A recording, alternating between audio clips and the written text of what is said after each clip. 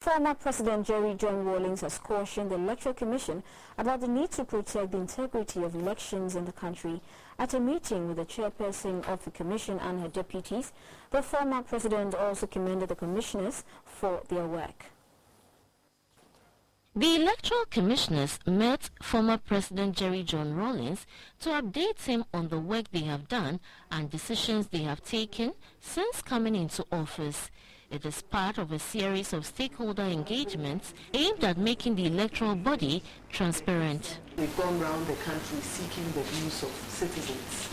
At the moment, we are almost done with the reports, and I believe the committee will be visiting two countries, the United Kingdom and the United States and Senegal, where citizens living abroad are given the opportunity to vote, to be registered and to vote.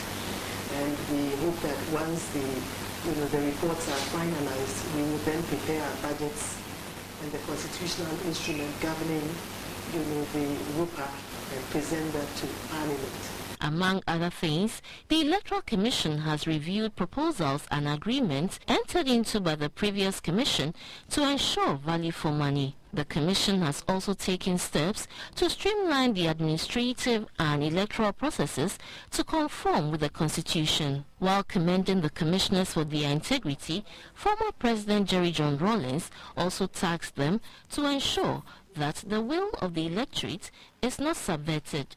We're dealing with the direct access to power of the people.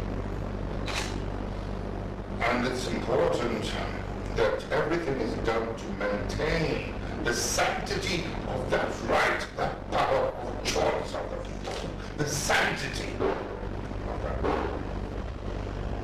That is what will ensure.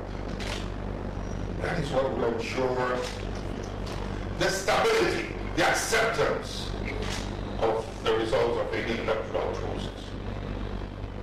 Winners and losers will accept their situations when and if they know that the process has been carried out with utmost integrity. He said, although the task is arduous, the commissioners owe it to the citizens and the stability of the country. You have quite a task on your hands because some of us have undermined and defiled that sanctity within our own machinery. And yet, so the kind of support that we could have given to the central national election is a bit faulty. And it makes the burden heavier. But you have no choice. A former minister and member of parliament, Mr. Benjamin Kumbo, also advised the commissioners to clarify the electoral processes and insist that political parties practice internal democracy in line with Article 55 of the 1992 Constitution. A governance expert, Mr. Donald Agumenu, also asked the EC to consider costs incurred by citizens in rural areas to participate in electoral exercises. Copies of the electoral laws were then presented to the former president. Sarah Furi, GBC News, Accra.